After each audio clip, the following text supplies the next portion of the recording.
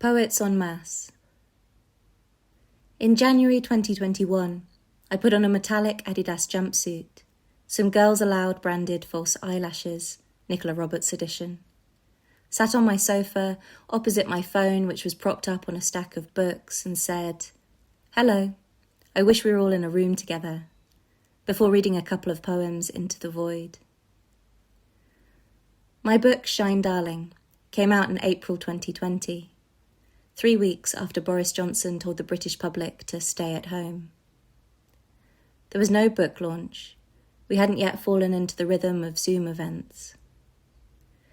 In October of that year, my publisher Martha Sprackland sent me an email with the subject heading, "You sitting down?"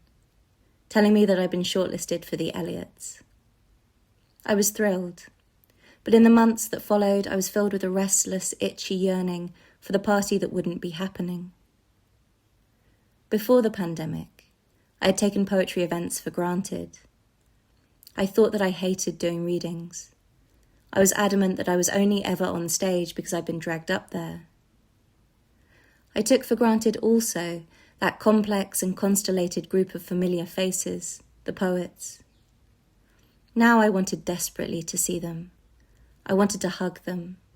I was positively jonesing to gossip and drink a glass of room temperature wine.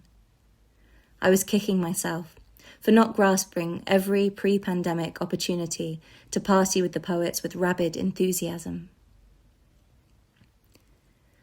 The digital ceremony, like many things that year, was a bit sad. Not only were we all awkward, pre-recorded and self-filmed in our separate living rooms, but it turned out on the night that you could click ahead on the video. As the pre-announcement readings were beginning to play, I got a flurry of commiseration messages from non-poet friends and family who had, of course, chosen to skip through the poems.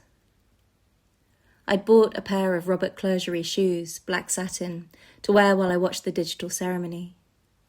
I thought this would make it feel celebratory. But clomping around my tiny flat in pyjamas and heels while watching my own sullen face in that same dim room, pausing painfully between poems to look out into that gaping silence, made me feel nuts. It did, however, make me realise something very important about prizes. I'm in favour, so long as there's a party. The first Poetry Prize event I went to after lockdown was the Ford Prize in 2021. Crashing that party at the South Bank Centre had always been fun, but now attending it seemed critical, curative. Seeing so many poets again, I felt high. I achieved a new level of merriness I wasn't aware existed. Once the event finished, a group of us tried to find a bar, but it was Sunday and none were open. Instead, we sat on the wide grey island of pavement at the intersection of Waterloo Road, Cornwall Road and the Cut, opposite the Old Vic, and passed a bottle of cheap Prosecco around. When I think back, that memory is weighty and shining, a little gold ingot of an evening. 30-odd poets, all ages, lit by streetlights and passing traffic, winners, losers, judges, the overlooked, the lauded, the fancy, the scrappy, the new, sitting in the London dirt, loving poems.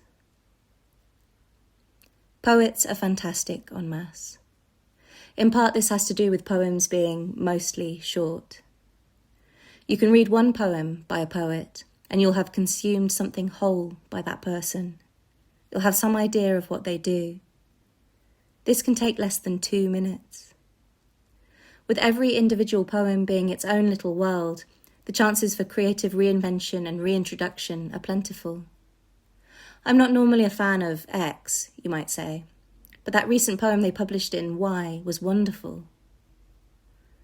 I feel for novelists who must carry around the weight of all the unread books of their peers. Poets also benefit from not making any money. Of course, if I could click my fingers and have that change, I wouldn't think twice. But the trade-off is that our medium has been saved a lot of the cold nonsense that comes with money. We have ambition, and it is full-throated, but it is also unavoidably modest. The first time I attended the T.S. Eliot Prize readings in 2014, I didn't know poetry. I'd never heard of any of the poets reading. The readers and the audience all seemed to know each other. I stood with some new poet friends and tried to keep up with the conversation, which was fast and full of names, impenetrable. But poetry is small and enticing. You only need dip a toe before you're rapidly sucked into a vortex of knowing and being known. For me, the magic of these prizes is not the glorification of one poet, but the power they have to gather many poets into one room. Poets you know, poets you admire, poets you haven't seen for a decade or more, local poets, poets from across the world, and with fun. I love our messiness, our variousness, our self-consciousness that is not only allowed but expected. I enjoy the side eyes and glances and in-jokes. Last year, after the Eliot ceremony, I watched a well-known poet project a huge arc of red wine vomit across the wooden floor of a pub, and found it, well, poetic. I woke up with multiple messages from poets I chatted to apologising in case they'd been weird, and felt compelled to do the same. At this year's ceremony, a poet wearing an excellent suit and smoking outside leaned in conspiratorially and said to me, "How do you feel about Catullus?" What a life. What strange happiness. I'll never take it for granted again. Long live the Eliots. May we always have reasons to gather.